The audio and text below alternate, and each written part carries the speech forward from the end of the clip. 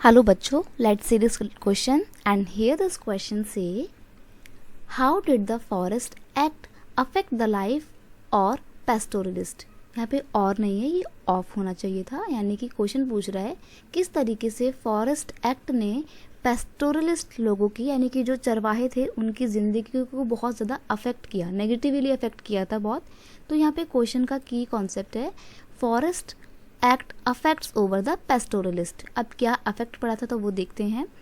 Forest acts completely change the life of pastoralist.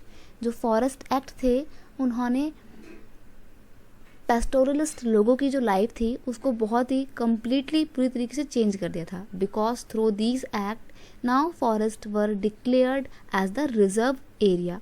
क्यों?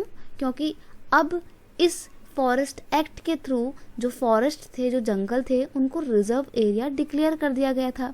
और इन reserve area में जो पास्टोरलिस्ट थे they could not enter into the reserve forest, therefore they could no longer depend upon the forest for their daily needs. अब आपको पता है कि जो गडरिये होते हैं, जो चरवाहे होते हैं, वो तो अपनी सारी ज़रूरतों के लिए जंगलों के ऊपर निर्भर करते हैं। अब वही जंगल जो कभी उनका घर हुआ करता था, उनको अब उन घरों में ही अपने या उन जंगलों में ही जो उनके होते थे एंट्री करने से रोक दिया गया। तो वो अपनी डेली नीड्स कैसे पूरी करेंगे? तो लाइफ तो बहुत ज़्यादा चेंज हो जाएगी ना। They could no longer get the grazing land for their survival.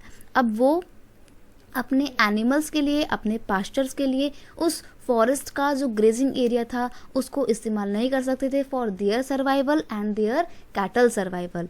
As a result cattles population decreased. इसी के परिणाम स्वरूप जो कैटल्स थे पेस्टोरल लोगों के, उनकी संख्या बहुत तेजी से कम हुई and pastoral group suffer a lot due to this. और इन सब चीज़ों की वजह से पेस्टोरल ग्रुप बहुत ज़्यादा अफेक्ट हुआ, क्योंकि पेस्टोरल ग्रुप भी तो अपनी ज़रूरतों के लिए कैटल्स के ऊपर निर्भर करता था।